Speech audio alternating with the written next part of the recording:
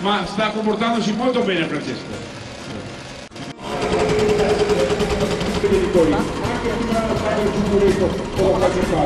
Ecco la meravigliosità di questo elemento: assorbe energia e non la restituisce. Attenzione, il momento dell'impatto è drammatico!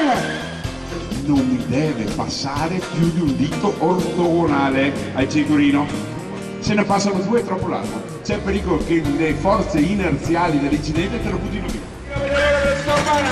Una frenata drammatica, lo avete visto? La mai capitata guida sicura ha fatto la caduta successiva senza casco, vedete? Posizionare perfettamente gli specchietti. Io devo posizionarli perché quando parto con lo scooter devo essere sicuro del mio feeling col mezzo. Che fa saltare e fa tirare la cintura un attimo prima dell'urto.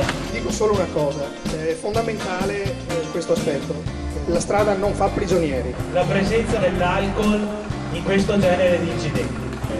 Si trasferisce, si trasforma. Quindi prendere un urto sul casco, un casco per... Attenzione, vai, spingi. Ecco, questo è quello che succede. Vedete che col casco jet la faccia dell'ingegnere purtroppo si è liberata completamente. Stessa spinta, vediamo, vedete che tutta la sua faccia rimane protetta. È andato un po' indietro il collo, ma il casco ha fatto perfettamente la sua funzione con la mentoniera, un casco protettivo praticamente che non ti espone la faccia.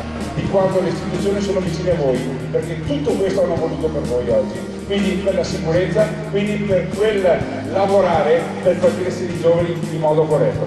Questa mattina abbiamo visto e stiamo vedendo delle dimostrazioni in bicicletta e in motocicletta e in macchina. Io vi suggerisco un'altra cosa, un'altra riflessione. Anche quando attraversate semplicemente la strada a piedi fate attenzione, perché non è scontato nulla. Guardate, abbiamo imparato tantissime cose, alcune non le sapevamo, ma vedete, si imparano solamente con la pratica, cioè guardandole e capendo da chi, come è molto più esperto di noi, e oggi abbiamo avuto un grande speaker che ci ha raccontato tutto quello che dovevamo sapere, avremmo già dovuto sapere sulla sicurezza.